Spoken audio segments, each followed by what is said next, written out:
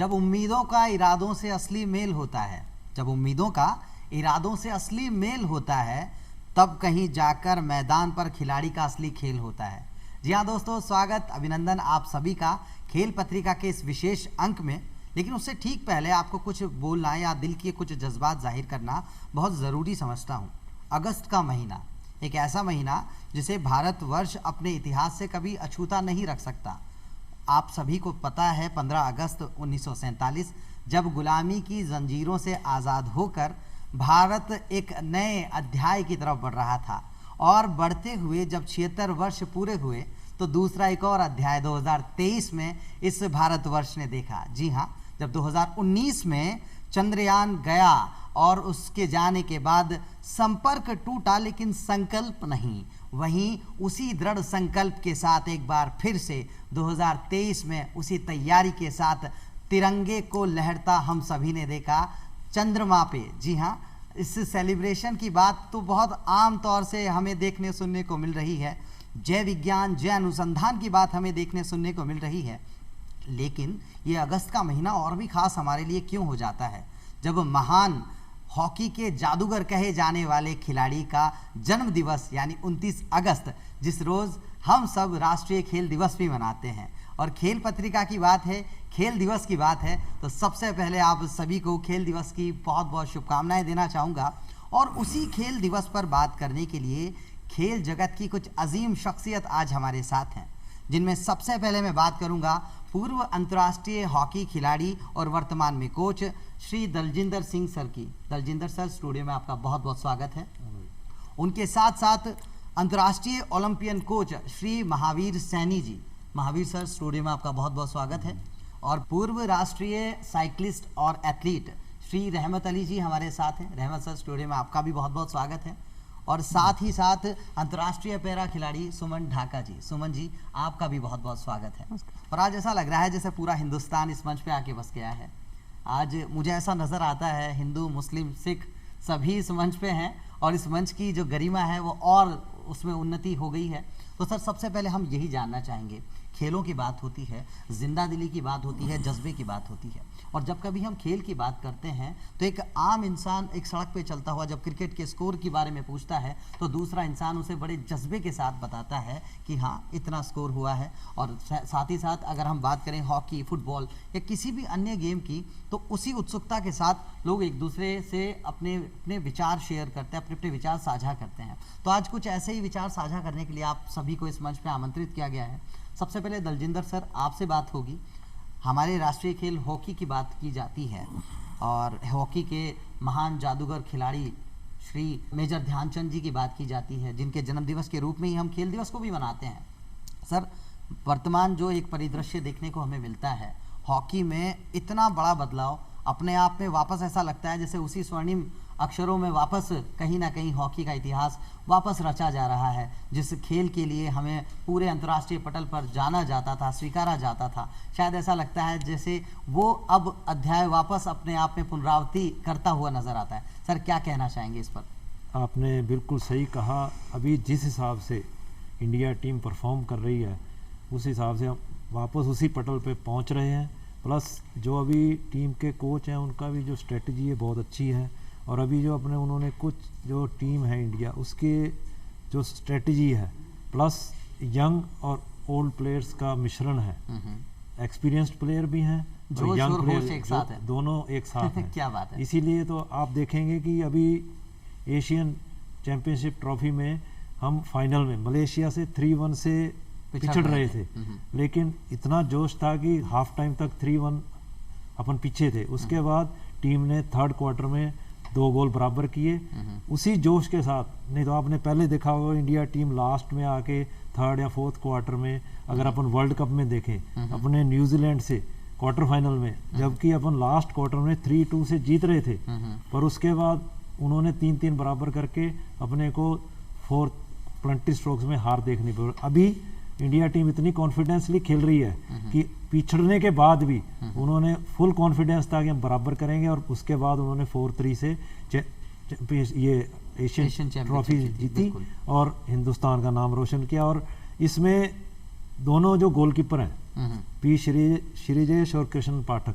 आप देखेंगे कि मिश्रण है उनका, एक क्वार्टर वो खेलते हैं, एक क्वार्टर वो खेलते हैं, और दोनों ही इतने कॉन्फिडेंट हैं कि पूरा लाइफ देते हैं टीम को, कभी गोल खाते नहीं हैं। और उसी से अब अभी डिफेंस में भी देखेंगे 2 यंग प्लेयर हैं, तो हरमनप्रीत सीनियर प्लेयर हैं, जैसे जुगराज सिंह नए आए हैं और वरुण कुमार, ये तीनों का डिफेंडर हैं, जिसमें जुगराज सिंह भी बहुत अच्छा प्लंटिंग और वरुण कुमार भी मारते हैं। तो हरमनप्रीत को आने वाले टाइम में ये दोनों रिप्लेस करेंगे, तो ये बहुत अच्छी चीज़ है कि इन्होंने उसका रिप्लेस अभी से तैयार कर दिया है। तो हम चाह रहे हैं कि जैसे हाफ लाइन लेंगे, हार्दिक, जर्मनप्रीत, अमित रोहतास, फॉरवर्ड लाइन में आकाशदीप, सुखजीत और सारे आकाशदीप, ये सारे प्लेयर बहुत ही अच्छे हैं और कॉम्बिनेशन बहुत अच्छा है। यानी अगर देखा जाए तो वर्तमान में भविष्य को देखते हुए टीम खेल रही है और शायद अब जो निगाहें हैं वो ओलंपिक के उस पदक पे भी जरूर होगी, निश्चित तौर से होगी,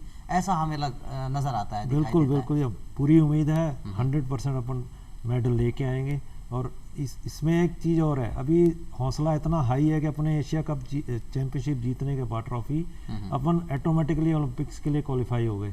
एवं दो अपनी जो रैंकिंग थी, वर्ल्ड रैंकिंग, वो 4थे से 3रे पे आ गए, क्योंकि ये चैंपियनशिप जैसे जैसे उस हिसाब से रैंकिंग बढ़ती है, तो अपन वर्ल्ड में अभी 3rd रैंक पे हैं। इससे भी प्लेयर्स का एवं ऑल ओवर इंडिया में जितने भी प्लेयर्स खेल रहे हैं उनमें हौसला बढ़ा है, और जोश के साथ जूनियर प्लेयर्स और प्रैक्टिस कर रहे हैं और कोशिश करेंगे आने वाले टाइम में और अच्छे प्लेयर अपने को मिलेंगे। राष्ट्रीय खेल एक बार फिर से राष्ट्रीय गौरव बनने की तरफ है और निश्चित तौर से वो जिस तरह का खेल का प्रदर्शन अभी तक चल रहा है, ऐसा लगता है जैसे बस इस खेल को देखते हुए यही अनुभूति होती है, दिल से एक ही आवाज़ निकलती है, हिंदुस्तान जिंदाबाद और जय हिंद। फिलहाल महावीर सर से बात की जाएगी। महावीर सर, आप खुद एक कोच की भूमिका निभाते हैं और जब कभी हम बात करें एक आम जीवन की भी, एक कोच या एक शिक्षक बहुत बड़ी भूमिका होती है किसी भी व्यक्ति के व्यक्तित्व निर्माण में। यहाँ मैं आपसे जानना चाहूँगा सर, एक खिलाड़ी के तौर पे उस खिलाड़ी को शारीरिक रूप से तैयार करना और साथ ही साथ मानसिक प्रबलता भी देना, ये पूरी भूमिका एक कोच की होती है।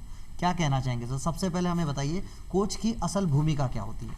कोच की असल भूमिका उसको खिलाड़ी है, पहले तो खिलाड़ी को देखना कि इसमें टैलेंट क्या है, कौन सा मतलब गेम कर सकता है या कौन सा इवेंट कर सकता है। सबसे फर्स्ट स्टेज तो ये होता है। और अगर मान लें हम लड़के का, बच्चे का सिलेक्शन कर लिया, उसके बाद उसमें जैसे मैं एक दो उदाहरण देता हूँ। जैसे मैंने एक लड़की थी पुलिस में, वो 26-27 साल की थी, मेरे पास आई, सिर्फ बोले मैं खेल करना चाहती हूँ। तो मैंने वो पहले थोड़ा बहुत वॉक करती थी, लेकिन मैंने उसको 50 मीटर वॉक करा के मैंने कहा तू वॉक में बहुत अच्छा कर सकती है और तू ओलंपिक खेल सकती है।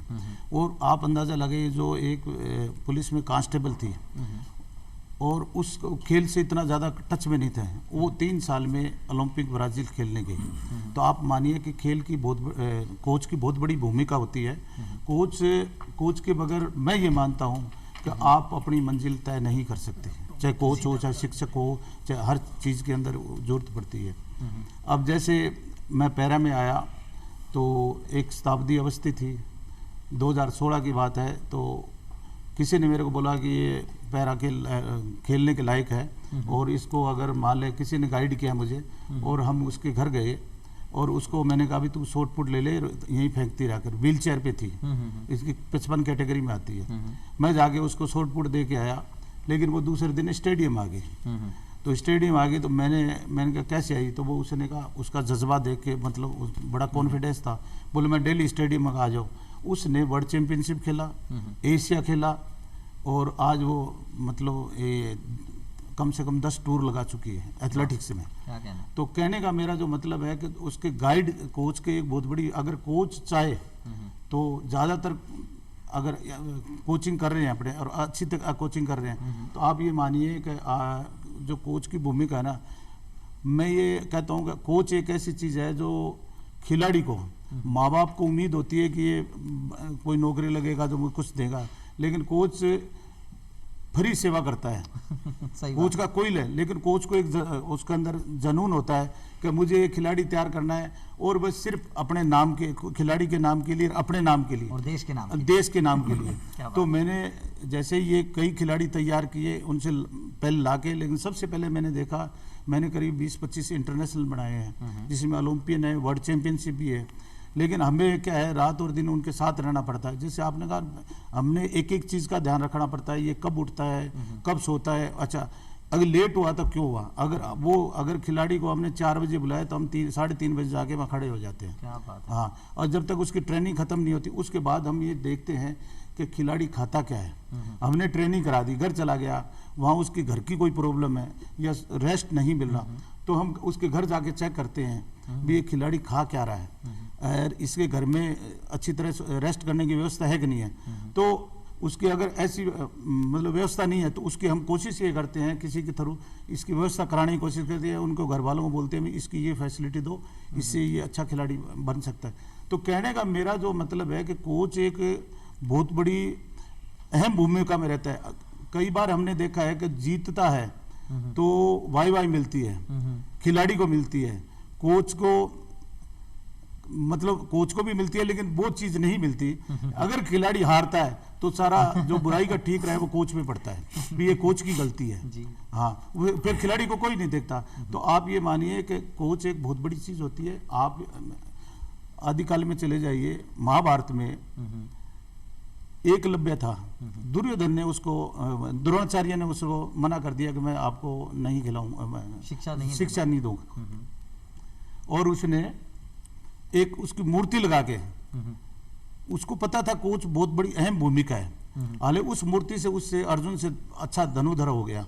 तो कहने का मतलब है कोच एक बहुत बड़ी भूमिका होती है, जिसे कहीं ना कहीं सर ये आसानी से कह सकते हैं कि अगर किसी भी परिदृश्य की दशा बदलनी हो तो दिशा बदलना बड़ा जरूरी है, और एक कोच से बेहतर दिशा कोई नहीं देता। ये बिल्कुल एक हकीकत है।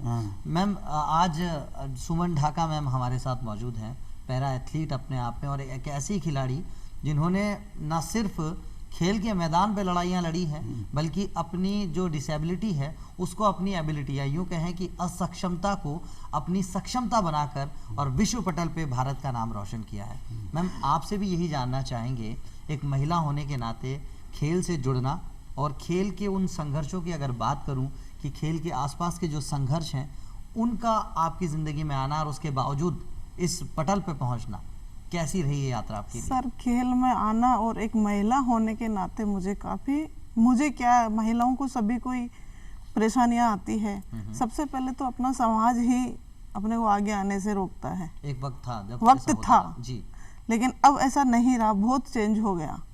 अब आगे लड़कियां हर फील्ड में आगे हैं, खेल में क्या, बिजनेस में क्या, सर्विस में, सब चीज में लड़कियां आगे हैं अभी।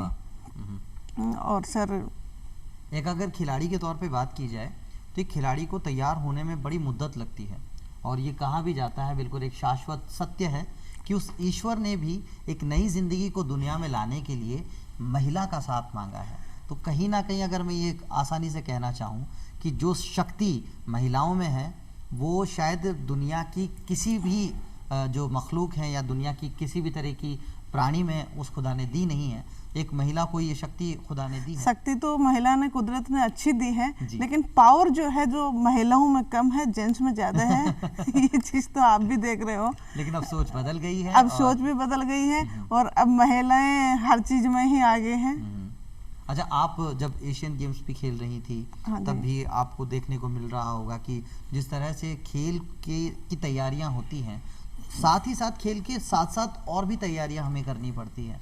यानी अगर मैं बात करूं कि शारीरिक रूप से तो हमें तैयार होना ही पड़ता है, मानसिक रूप से भी मानसिक रूप से महिलाएं क्या है, जिम्मेदारियां काफी होती हैं महिलाओं के ऊपर, घर की जिम्मेदारियां और भी काफी जिम्मेदारियां होती है। कुछ परेशानियां ही महिलाओं में होती हैं जो लड़कों में नहीं होती हैं।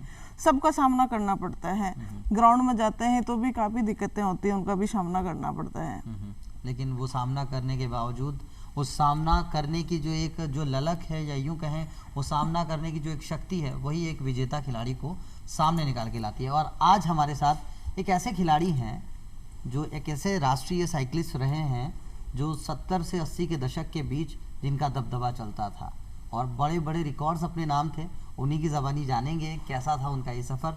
रहमत सर, आपसे सबसे पहले ये जानना चाहेंगे, जिस तरह का जो खेल आप खेला करते थे, मैंने बिल्कुल जितना आपके बारे में जो एक आपके बारे में जाना है, इस साइकिलिंग 100 किलोमीटर्स 200 किलोमीटर्स इस तरह के 50 किलोमीटर वो आप किया करते थे, क्या था सर वो अनुभव आपका, थोड़ा सा बताएं। साइकिलिंग हम 70 से कर रहे हैं, 80 तक कंटिन्यू में साइकिलिस्ट था।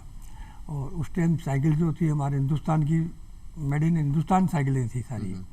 अब साइकिलिंग का दौर इतना आ गया है कि बाहर की विदेशी साइकिल आ रही सारी, और विदेशी साइकिलों से अच्छा इम्प्रूवमेंट हो रहा है, और अच्छा इम्प्रूवमेंट बढ़ता जा रहा है हिंदुस्तान के साइकिलिंग का। और पूरे नेशनल, इंटरनेशनल और अंतर्राष्ट्रीय लेवल पर सारी जगह साइकिलिंग की अच्छी प्रोग्रेस चल रही है।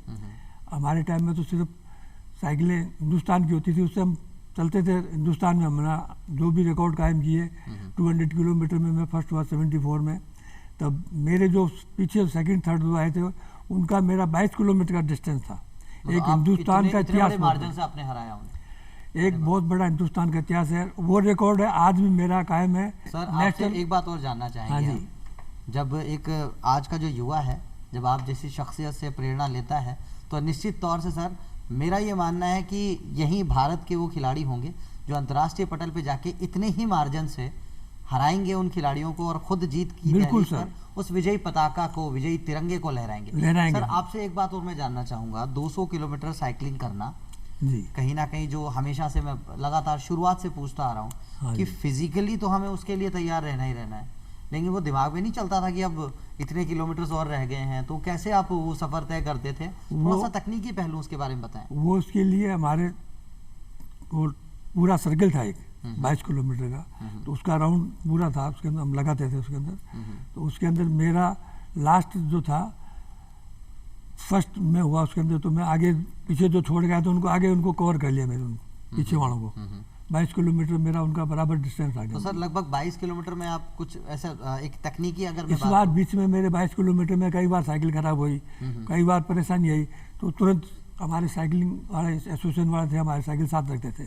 जो स्ट्रॉन्ग साइकिलिस्ट होता उसके लिए जिसकी भी साइकिल खराब होती, हमारे राजस्थान स्टेट से साइकिल जो थे हमारे ऑफिसर्स वगैरह, और वो सारे हमारे को जब भी जैसे साइकिल खराब होगी चेंज कर लिया, हमने भी साइकिल रिप्लेस कर दिया। तो सर आप 100 किलोमीटर्स पे आपका एक रिकॉर्ड रहा है, कुछ 200 किलोमीटर का भी रहा है और 100 किलोमीटर का भी रहा है, 50 किलोमीटर का भी रिकॉर्ड रहा है। 2 घंटे और 30 मिनट 2 घंटे 13 एशियन गेम में मेरा सिलेक्शन हुआ था 74 में। फिर पटियाला में कैंप लगा था उसके अंदर, तो हिंदुस्तान से मेरे अकेले का नाम हुआ था उसके अंदर कि भाई इसको सेलेक्ट कर दिया हमने हिंदुस्तान से एक आदमी को।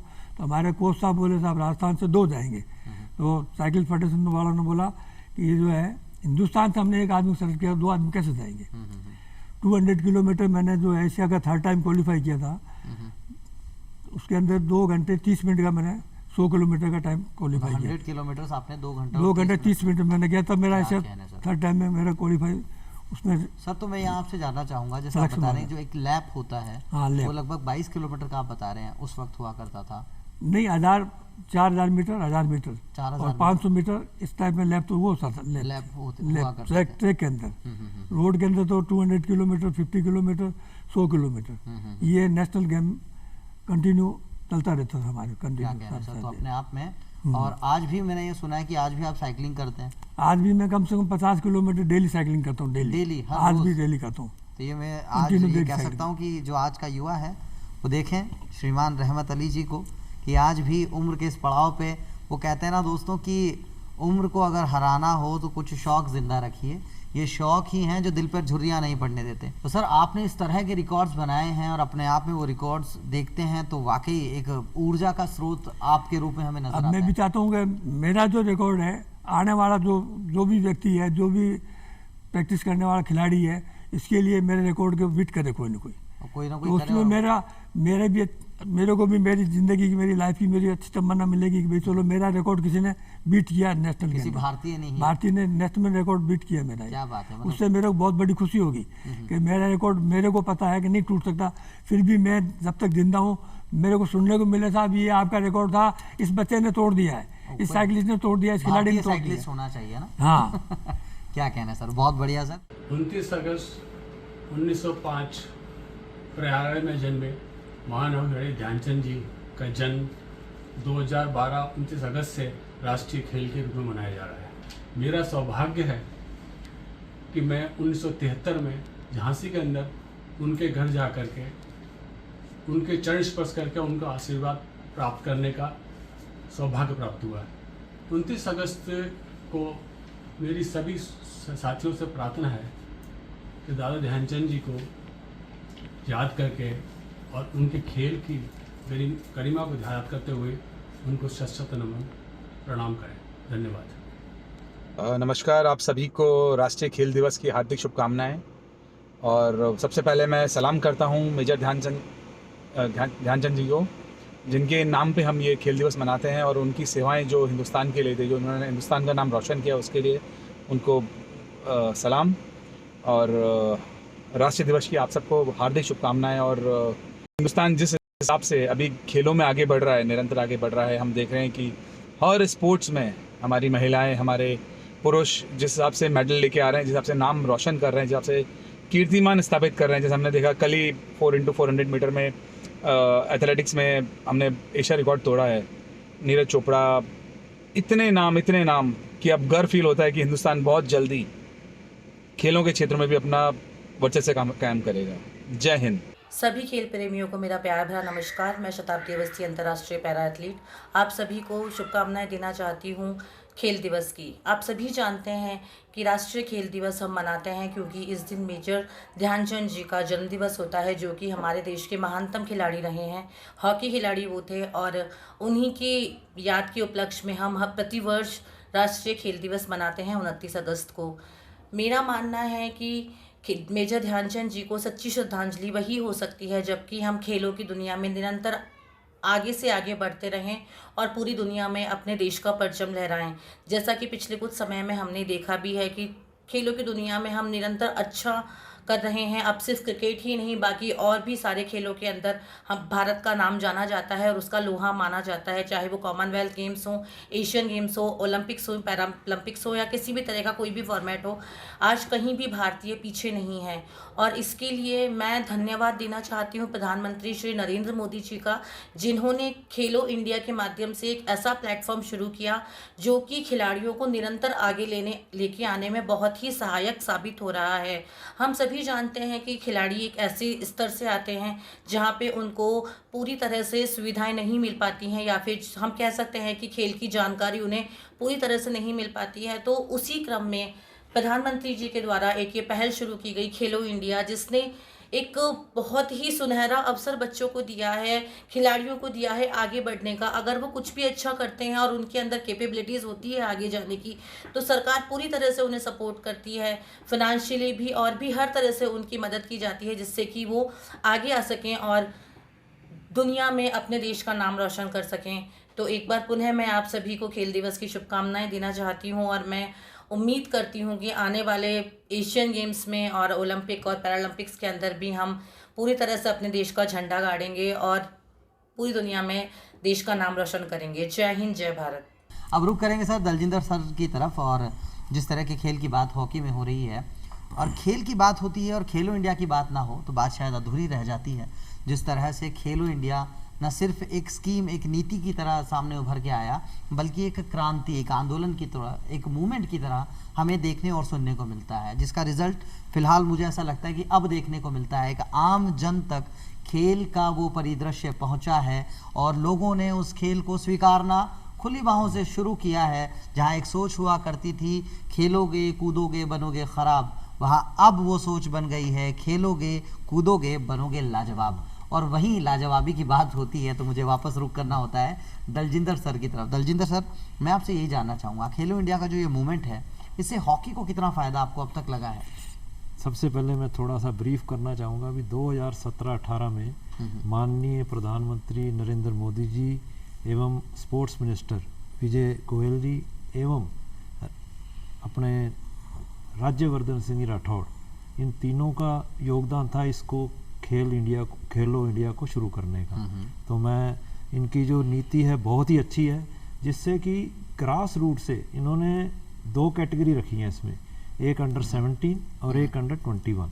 अंडर 17 का मतलब है जो भी स्कूल के बच्चे हैं वो पार्टिसिपेट करते हैं, प्लस अपने को ग्रास रूट से जो टैलेंट है उसको अपन देखते हैं, ये टैलेंट अपने को मिलता है। दूसरा है कॉलेज लेवल का जो अंडर 21 में आते हैं, तो ये इसलिए शुरू किया गया इनके द्वारा कि जो टैलेंट है हिंदुस्तान का जहाँ भी है, तो नीचे से ही अपन लेंगे उनको, जब भी ऊपर फीड कर पाएंगे। और ये खेलो इंडिया शुरू करने से बहुत ही अच्छी नीति है, जिससे कि अपने को बहुत ही हॉकी प्लेयर नहीं, even athlete, basketball player, cycling player, हर गेम के लिए इन्होंने शुरू किया है। और इसमें हर स्टेट के अंदर सेंट्रल गवर्नमेंट ने इनके सेंटर्स खोले हैं, जिनकी कोचेज रखे हैं, जो ट्रेनिंग देंगे, उनको टैलेंट सर्च करेंगे, प्लस उसको आगे प्रमोट करेंगे। सर वाकई में जो हमारे वर्तमान खेल मंत्री श्री अनुराग ठाकुर हैं, उनकी ये सोच वाकई कहीं ना कहीं बहुत निखरती हुई नज़र आती है। जब एक एक्सपीरियंस्ड हमारे माननीय प्रधानमंत्री जी कहते हैं कि खेलेगा इंडिया तभी खिलेगा इंडिया, उस सोच को कहीं ना कहीं आगे ले जाने का काम होता है, और वो कहीं ना कहीं ये परिदृश्य पूरी तरह से बदलता हुआ भी नज़र आता है। और इस बदलते हुए स्वरूप में जहाँ फिट इंडिया मूवमेंट की बात होती है, खेलो इंडिया के साथ साथ फिटनेस को लेके आज हम देखें किसी भी स्पोर्ट में हमारे खिलाड़ी, जब एक वक्त था कि हम अपने खिलाड़ियों को लेकर चिंतित रहते थे उनकी फिटनेस को लेके, लेकिन अभी एक बहुत ही बेसिक इंफ्रास्ट्रक्चर से ही हमें सिखाया जाता है हाउ टू गेट फिट, और उस फिटनेस को कैसे आपको मेंटेन रखना है, कैसे सस्टेन करना है। सर इसमें क्या भूमिका आप मानते हैं खेलो इंडिया मूवमेंट और फिट इंडिया मूवमेंट दोनों की? दोनों ही मूवमेंट्स बहुत ही बेहतरीन थे, जिसके वजह से कि पब्लिक में रुझान आया अपने आप को हेल्थ वाइज फिट करने का। जी, स्पोर्ट्समैन तो अपने आप को फिट रखता ही है, इवन दो जो जनरल पब्लिक है वो भी इस चीज़ को समझने लगी। और कोविड के दौरान सभी लोगों ने सब चीज़ें छोड़ के अपने फिटनेस पे ध्यान दिया, जिसकी वजह से पूरे हिंदुस्तान में फिटनेस को आदमियों को करने का, सब सेंट्रल पार्क, कोई कहीं घूमने जा रहा है, कोई जिम जा रहा है, तो रुझान बढ़ता ही चला गया, जिसकी वजह से स्पोर्ट्समैन तो फिट है ही है, साथ में जनरल पब्लिक फिट होने लग गई। और सर खेलों से जो जुड़ाव आम जन का भी हो रहा है, अपने आप में ऐसा लगता है जैसे उसी खेलो इंडिया मूवमेंट की कहीं ना कहीं एक उस कड़ी में हम देखते हैं, तो अपने आसपास बहुत सारे लोगों को जब हम खेलते हुए देखते हैं तो हमारा भी मन करता है खेलने का, और जब हम खुद उस खेल का पार्टिसिपेशन हम करते हैं, उस खेल के साथ जुड़ते हैं, तो नेचुरल, बिल्कुल स्वाभाविक सी बात है, हम खुद भी फिट होने का प्रयास करते हैं। तो मुझे ऐसा लगता है ये कहीं ना कहीं फिट इंडिया मूवमेंट और खेलो इंडिया मूवमेंट ही है जो कहीं ना कहीं सभी खिलाड़ियों को जोड़ते हुए नजर आता है। यहाँ सर महावीर सैनी सर से हम एक बार चर्चा करेंगे। रियो ओलंपिक्स की अगर मैं बात करूँ, रियो पैरा ओलंपिक्स की, वहाँ आपने कोच की भूमिका निभाई और अपने आप में ऐसे ऐसे अविस्मरणीय पल हमें देखने को मिले। चाहे बात करें हम गोल्ड मेडलिस्ट हमारे राजस्थान चूरू के देवेंद्र झाझरिया जी की, या फिर हम बात करें मरियप्पन जी की, वाकई में जब इनके उस 30 से 34 सेकंड के वीडियो क्लिप को हम देखते हैं तो ऐसा लगता है कि जो ऊर्जा है, जो एनर्जी है, वो एक अपने उच्चतम स्तर तक पहुंच चुकी है, और कहीं ना कहीं नज़र ऐसा आता है कि बस इन्हें देखते ही रहें और इनसे सीखते ही रहें। लेकिन इन्होंने अपने स्पोर्ट को निखारा आपकी कोचिंग के सानिध्य में। सर क्या वो भूमिका रही थी आपकी, थोड़ा सा उसके बारे में चर्चा करना चाहेंगे। मरियप्पा जो उसकी हाइट है करीब 5 फुट और वो जंप लगाता है 180। क्या बात है। अगर आप मरियप्पा को देखो तो उस एक पैर छोटा एक बड़ा है, लेकिन वो 42 कैटेगरी में आता है, लेकिन उसका जो जंपिंग पावर है वो लाजवाब है। अगर आम जो एबल का बच्चा है वो इतना जंप नहीं लगा सकता जो वो लगाता है। दूसरा क्या है, जो खिलाड़ी, अब आप झांझड़िया जी की बात कर रहे हो, देवेंद्र जी की, वो बहुत पेशेंस और खेल के प्रति धुन है, उसकी समर्पण है। और जो खिलाड़ी ऊपर जाके भटक जाता है वो बहुत लंबे समय तक रिजल्ट नहीं देता। कई खिलाड़ी देखे होंगे अच्छी परफॉर्मेंस देते हैं, मेडल भी लेते हैं, लेकिन दोबारा वो कहीं भी नहीं मिलते। उनका यही कारण रहता है कि वो भटक जाते हैं। झांझड़िया जी आज भी इसका जो टोक्यो में मेरे साथ थे और वहाँ भी उन्होंने सिल्वर मेडल लिया, वो यही कारण है कि हिंदुस्तान में मेरे ख्याल ये पहला खिलाड़ी है जो 3 ओलंपिक में मेडल लिया है। बिल्कुल। तो जब तक खिलाड़ी, कोई भी खिलाड़ी हो, जब अब कोच की सानिध्य में काम करेगा और अपने रास्ते आएगा, रास्ते जाएगा और खेल का दीवानापन होगा तो भी परफॉर्मेंस दे सकता है। मैंने जैसे ये पैरा में मैं 2016 में आया, मेरा खिलाड़ी था एबल के अंदर, उसका एक्सीडेंट हो गया, उसके साथ मैं पैरा में आ गया। लेकिन पैरा में मैंने बहुत कुछ देखा। जो पैरा के खिलाड़ी है, मैं पैरा पे बताना चाहता हूँ कि जो पैरा के खिलाड़ी है, पैरा क्या करते हैं, जैसे ये डिसेबल इतना होता है इनमें कि ये अपने आप में इनमें इन्फेरिटी कम्प्लेक्स आ जाता है। और ये अपने आप को, मैंने कई खिलाड़ी ऐसे भी देखे, उन्होंने कहा भी हम सुसाइड करेंगे स्टार्टिंग में। तो उनको मोटिवेट हुए, वो खिलाड़ी बने, आज वो अच्छी नौकरियां कर रहे हैं। वो अपने आप को ये मानते हैं कि हम बहुत खुश नसीब है जो हम खेल से जुड़ लिए। अभी एक उदाहरण दूंगा, शताब्दी अवस्थी का मैं जो लेके आया, और आज मैं कई बार उससे पूछता हूँ, व्हील चेयर पे है वो, मैं पूछता हूँ आप खेल में आने के बाद में क्या फील कर रहे हो? वो बोलती है कि मैं अपने आप को खुश नसीब समझती हूँ जो इस आज मेरा नाम है। अगर शायद मैं नॉर्मल लड़की होती तो मुझे कोई नहीं जानता, मैं नौकरी करती और घर चली जाती, टीचर बन जाती, लेकिन आज वो बैंक में अच्छी नौकरी भी कर रही है। लेकिन मैं जो ये इस चीज़ का एक्सपीरियंस लिया है मैंने पैरा में आगने पहले, ये पैरा के जो जितने भी लोग हैं ये पहले अपने शरीर से लड़ते हैं। एबल का खिलाड़ी सिर्फ खेल की तैयारी, फिटनेस और खेल की तैयारी करता है, लेकिन जो ये पैरा के खिलाड़ी पहले अपने शरीर से लड़ते हैं, इनको डेवलप करते हैं, उनको अपने मेंटली मोटिवेट होते हैं भी हमें करना क्या है जी। और जब शरीर उनका फिट हो जाता है उसके बाद वो खेल की तैयारी करते हैं। तो ये जो खेल है, मैं खेल में बहुत से देखे हैं, आप हर बच्चे को खेल से जुड़ा रहना चाहिए। जैसे अभी दलजिंदर जी ने बोला था खेल अभी जो कोविड के बाद में, लेकिन मैं चाहता हूँ कि चाहे 5 साल का बच्चे से लेके 10 साल के बच्चे से लेके और आदमी टिल डेथ तक खेल से जुड़ा रहना चाहिए। सर कहीं ना कहीं जैसा आपने बताया कि 5 साल के एक छोटे बच्चे को भी खेलना चाहिए और टिल डेथ हमेशा खेल के अंदर कहीं ना कहीं अपना स्थान रखना चाहिए। मैं आपसे सर ये जानना चाहूँगा, खेलो इंडिया का जो ये मूवमेंट है जो जड़ों से कहीं ना कहीं खेल को संवारने का काम करता है, तो सर अगर ये बात मैं आपसे जानना चाहूँ, कितना कुछ योगदान आपको देखने को मिला है खेलो इंडिया के इस मूवमेंट का, क्या कहना चाहेंगे सर आप? खेलो इंडिया के कारण जितने भी जो सेंटर खुले हैं, बहुत ज़्यादा सेंटर खुल गए, और गवर्नमेंट पहले खिलाड़ी जब जीतता था उसके बाद उसको प्राइज मिलता था, पैसे मिलते थे। लेकिन आज खेलो इंडिया में अगर कोई अच्छा खिलाड़ी है, टॉप का खिलाड़ी है वर्ल्ड के अंदर, तो उसको करीब 1 करोड़ रुपए फैसिलिटी है भी, वो 1 साल के अंदर कहीं खर्च सकता है, चाहे वो यहाँ इंडिया में ट्रेनिंग करे या बाहर ट्रेनिंग करे। खिलाड़ी को तैयार करने के लिए जो पैसा खर्च कर रहा है, आपने देखा होगा पहले एक हॉकी में मेडल आता था, अच्छा कई बार इतनी बड़ी पब्लिक, भारत इतना बड़ा होते हुए भी एक मेडल नहीं आता, और आप ये देखिए आज कितने मेडल आ रहे हैं। क्या कहना है, बिल्कुल सही बात है। और कहीं ना कहीं उन प्रतिभाओं को निखारने का जो काम हुआ है, और जो आज की सुविधा है वो कल के सम्मान के रूप में हमें देखने को मिलेगी। आज जो सुविधा, इस सोच पे काम किया जा रहा है। जो खेलो इंडिया के अंदर इतना बड़ा काम हो रहा है, इतनी सुविधा है।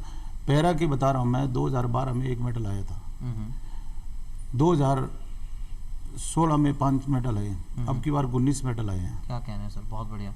ये कहीं ना कहीं हम उत्तरोत्तर हम वृद्धि कर रहे हैं, कहीं ना कहीं हम उस मेडल की जो फहरिस्त है उसको बढ़ा रहे हैं। आप सभी के साथ चर्चा यूं ही जारी रहेगी, लेकिन हमारे ही राजस्थान की एक खिलाड़ी, एक खेल समीक्षक, वो भी कुछ कहना चाहती हैं। आइए सबसे पहले उन्हें सुन लेते हैं, तो आइए रुक करते हैं उनकी तरफ।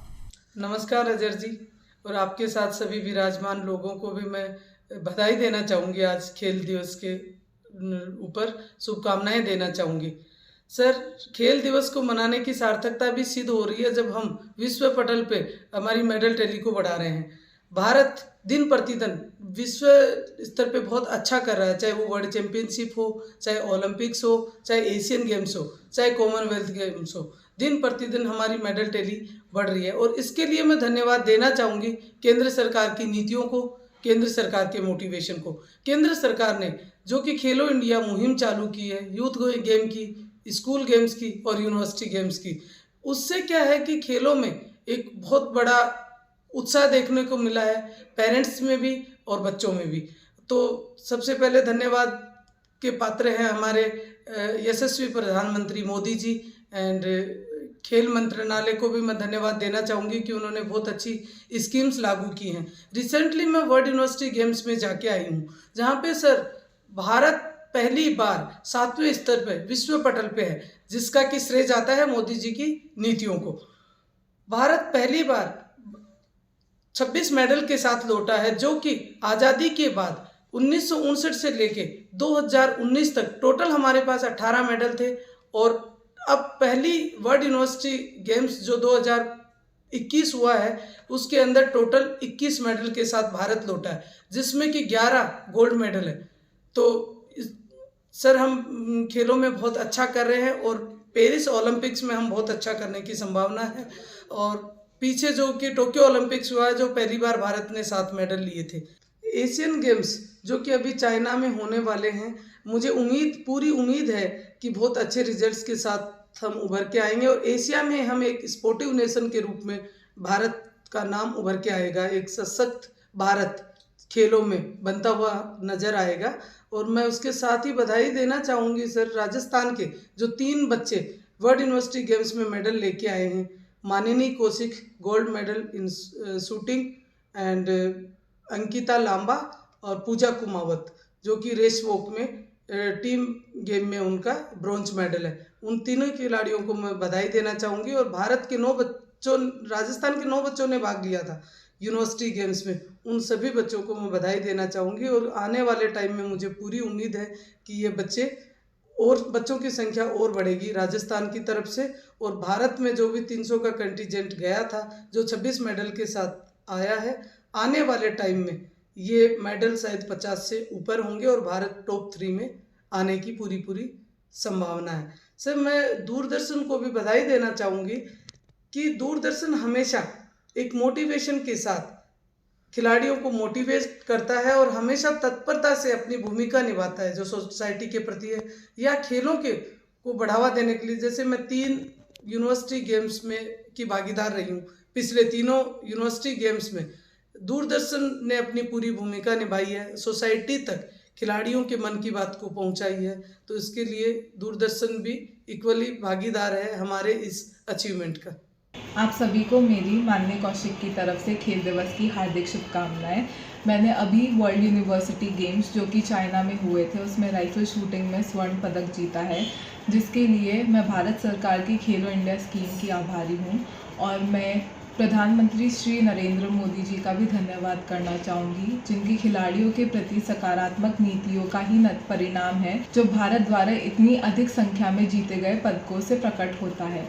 इस तरह की सकारात्मक नीतियाँ बनाने के लिए आदरणीय प्रधानमंत्री श्री नरेंद्र मोदी जी का हार्दिक धन्यवाद, और आप सभी को हार्दिक शुभकामनाएं। और वाकई में खेल की बात होती है, खेलो इंडिया मूवमेंट की बात होती है, और जो खेल के परिदृश्य को बदलने की बात होती है, जड़ों से खेल को संवारने की बात होती है, सभी कुछ कह दिया यहाँ रीना मैम ने। रीना मैम आपका बहुत बहुत शुक्रिया, धन्यवाद। अब जानना चाहेंगे सुमन ढाका मैम से, जहाँ खेलो इंडिया मूवमेंट की बात हो रही है, खेल से कहीं ना कहीं हम मुतासिर होते हैं, मोटिवेट होते हैं, और सेल्फ मोटिवेशन का होना बड़ा ज़रूरी है। जैसा कि सर ने बताया कि एक एबल खिलाड़ी का प्रतिद्वंदी उसे मैदान पर मिलता है, लेकिन एक पैरा खिलाड़ी का प्रतिद्वंदी हर बार उसके साथ होता है। कहीं ना कहीं उस डिसेबिलिटी के साथ डील करना बड़ा मुश्किल होता है, लेकिन बावजूद उसके अपने दृढ़ संकल्प के चलते, वो कहते हैं ना कि संपर्क जरूर टूट जाता है कई बार, लेकिन संकल्प नहीं टूटता।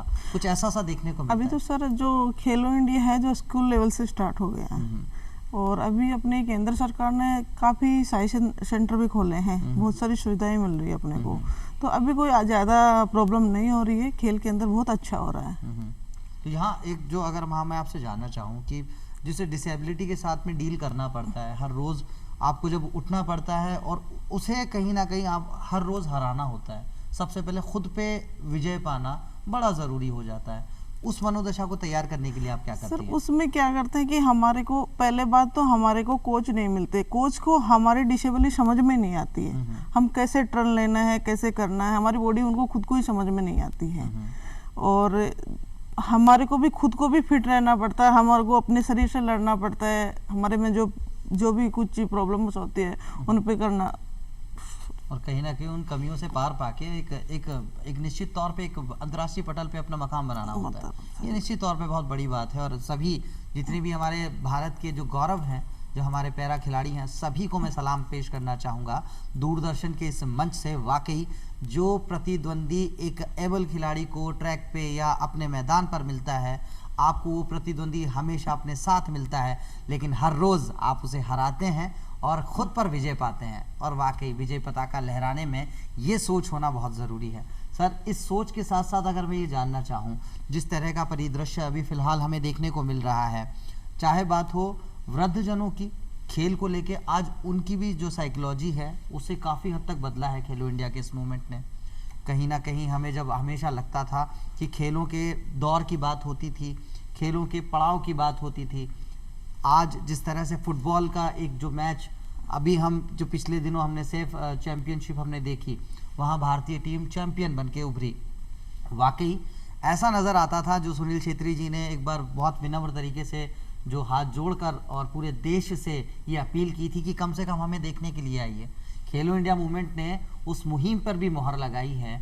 खेलो इंडिया मूवमेंट ने एक एक जन जन तक उस बात को पहुंचाया है। तो मैं आपसे ये भी जानना चाहूँगा कि खेलों से आम लोगों को जोड़ने के लिए खेलो इंडिया मूवमेंट तो काम कर ही रहा है, आप अपना क्या योगदान मानते हैं एक कोच की तरह? आप जो आज खुद भी आप उस खेल में कहीं ना कहीं शामिल रहते हैं और उस खेल में शामिल रहते हुए लोगों को अपना ही उदाहरण पेश करते हैं, तो सर क्या होता है? क्योंकि जब आप ट्रैक पे जाते हैं, जैसा कि सर ने बताया कि 4 बजे का अगर रिपोर्टिंग टाइम है तो आप 3:30 बजे पहुंचते हैं, तो सर वो मैं आपसे जानना चाहूँगा कोच की भूमिका बड़ी कैसे बन जाती है वहाँ?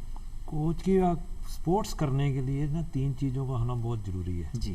एक डिसिप्लिन, पंक्चुअलिटी और मेहनत। ये 3 चीज़ अगर आप लाइफ में वो स्पोर्ट्समैन कर लेता है तो नेचुरली वो अपने जो मुकाम उसने टारगेट अचीव करना है वो कर लेता है। दूसरा चीज़, स्पोर्ट्समैन कोई भी है, छोटा बच्चा हो, उसको अपना टारगेट रखना चाहिए कि मेरे को ये टारगेट है, इसको अचीव करना। तो आप अगर टारगेट हाई रखेंगे, अगर आप एग्जांपल दें कि बच्चा पढ़ रहा है, अगर वो पास होने की सोचेगा तो फेल हो जाएगा। अगर वही सोचेगा मेरे को फर्स्ट आना है तो फेल तो नहीं हो सकता। वही स्पोर्ट्समैन का है, अगर आप कहें कि मेरे को इंडिया खेलना है, रिप्रेजेंट करना है, तो आप नेचुरली उस हिसाब से प्रैक्टिस करेंगे, अपने लाइफ में पंक्चुअलिटी लाएंगे, मेहनत करेंगे और डिसिप्लिन रखेंगे।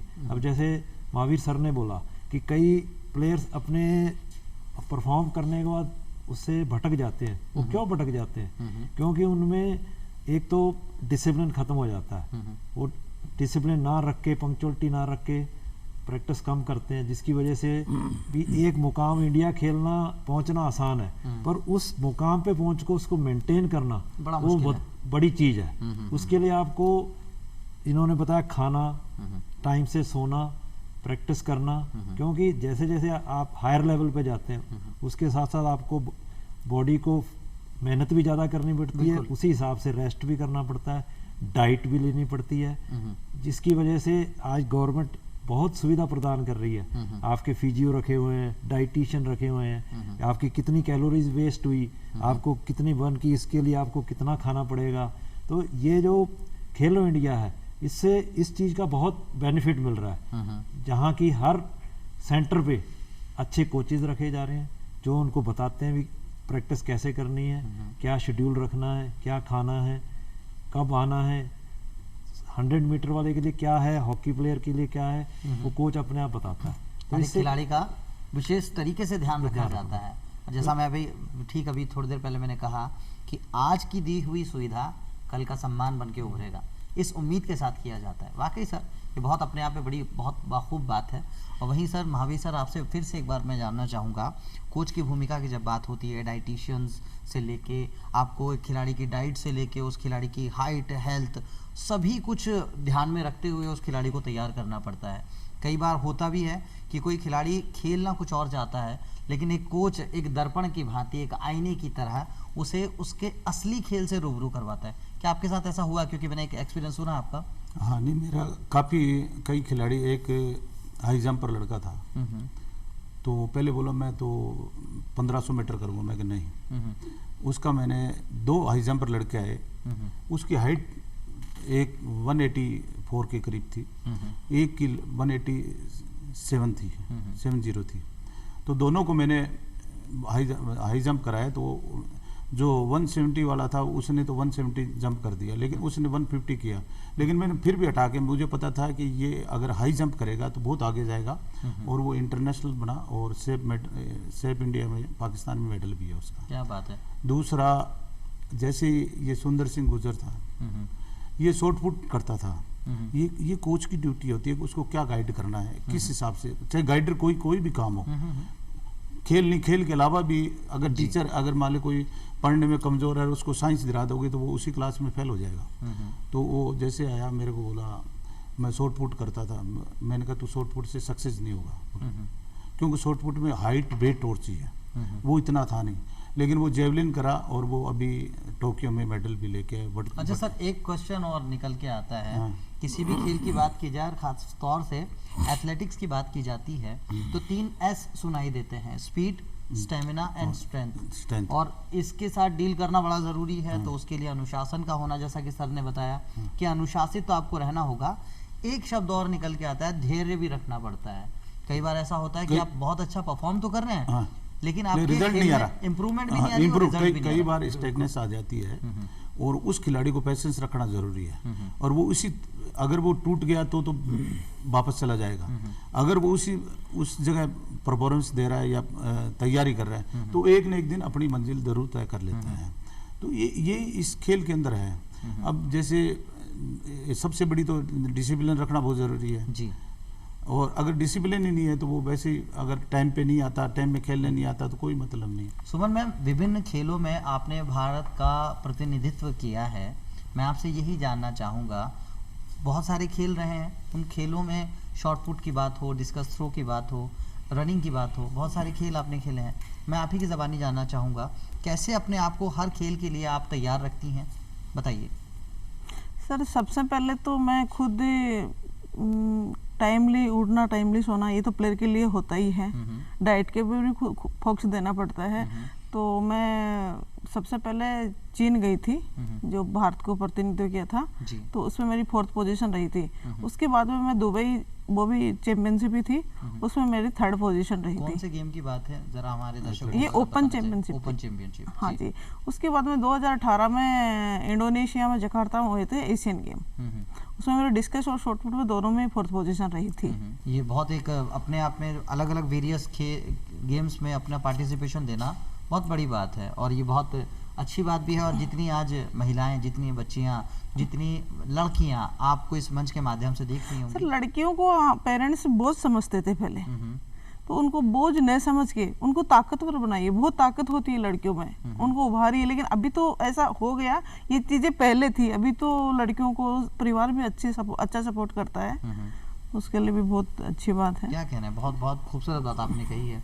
रहमत सर, आपसे भी ये जानना चाहेंगे, जो आज भारतीय टीम जिस तरह से खेलती है, चाहे किसी भी खेल की बात हो, चाहे इंडिविजुअल गेम्स की बात हो, कहीं ना कहीं भारत का जो विजयी पताका, जो हमारा प्यारा तिरंगा लहराता हुआ नज़र आता है, उसे देखकर क्या मन में भाव आते हैं? अब तो हर स्पोर्ट्स में, हर गेम्स के अंदर, कोई भी फुटबॉल है, हॉकी है, क्रिकेट है, चेस है, साइकिलिंग है, इसमें हर आज बच्चा जो भी आने वाला है, अभी तैयारी कर रहा है, हर तरह से मेडल लाने की, प्रैक्टिस आगे बढ़ाने की, मेडल लाने की सोचता रहता है, और उनको मिलेगा। सब आदमी उम्मीद करता है, बच्चा जो भी होता है, खिलाड़ी जो भी होता है, तो खिलाड़ी को मंजिल मिलेगी यकीनन। हाँ, खिलाड़ी जो भी है पर बोलते हैं अपने आता स्तर के हिसाब से, जो गेम उसको अच्छा लगता है, उसी गेम में वो मेडल लाना चाहता है, और मेडल मिलता है उसको, नेशनल में, इंटरनेशनल में। कहने का मकसद ये हुआ कि जो खेल वो असल में खेलना चाहता है, उसे वही खेल खेलना चाहिए। हाँ, उसकी वजह से वो इंटरेस्ट भी डेवलप होगा, हाँ, और उससे खेल में और मजा आएगा, और वो खेल के प्रति और जागरूक होगा, और शायद एक और पदक विजेता हमें हासिल होगा। तो सर, आप बहुत खूबसूरत सी ये चर्चा रही है खेल दिवस के इस मौके पे, आप सभी ने अपना अपना वक्त निकाला, इसके लिए मैं आप सभी का बहुत बहुत शुक्र और बहुत बहुत धन्यवाद आपका देना चाहूँगा। और खेल दिवस के इस मौके पे ज़िंदगी जो कि अपने आप में एक खेल है, उसे भी उतनी जिंदादिली के साथ खेलने का संदेश देना चाहेंगे। बहुत बहुत धन्यवाद सर, आप सभी का स्टूडियो में आप आए। तो दोस्तों, अगले अंक में फिर होगी आपसे मुलाकात, तब तक के लिए दीजिए इजाज़त अजहर को। कुछ और चेहरे होंगे आपके साथ, हमारे साथ, तब तक के लिए कीजिए इंतजार। धन्यवाद।